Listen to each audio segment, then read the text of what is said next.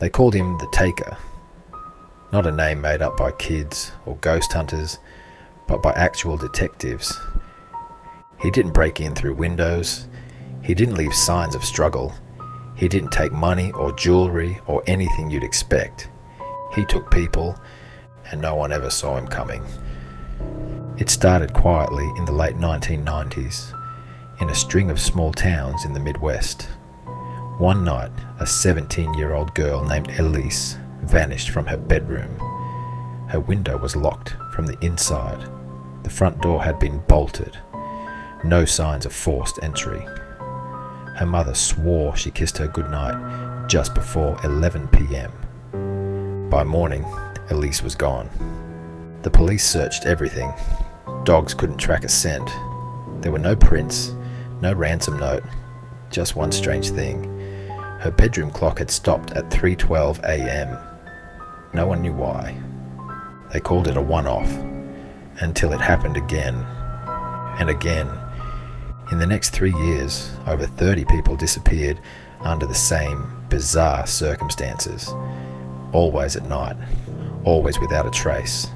No forced entry, no blood, nothing stolen. It didn't matter if doors were locked or if alarms were set. They were just gone. One man disappeared while sleeping in the same bed as his wife. She didn't wake up. She said she felt a cold breeze sometime after 3 a.m., and that was all. The next morning, the pillow beside her was still indented, as if someone had just been lying there. Only they weren't. People started to panic. They added locks, bought floodlights, slept with weapons nearby. Some stopped sleeping altogether, but it didn't help. Those taken were of all ages. Men, women, children. The only pattern? It always happened between 3 a.m. and 3:30 a.m. Locals started calling it the dead half hour. One desperate family installed cameras throughout their house after a neighbor went missing. The next week, their 10-year-old son vanished from his bed. The footage? It cut out at 3:13 a.m. When it resumed 2 minutes later, the boy was gone. The house was silent. The FBI got involved.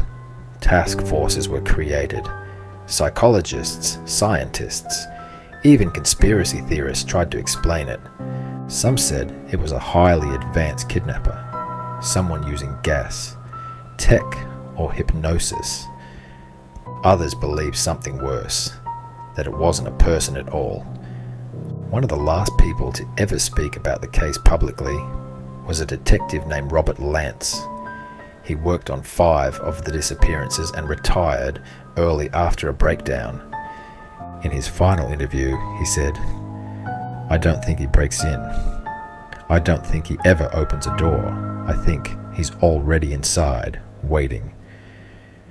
When asked who he was, Lance simply said, "You don't find the taker, he finds you."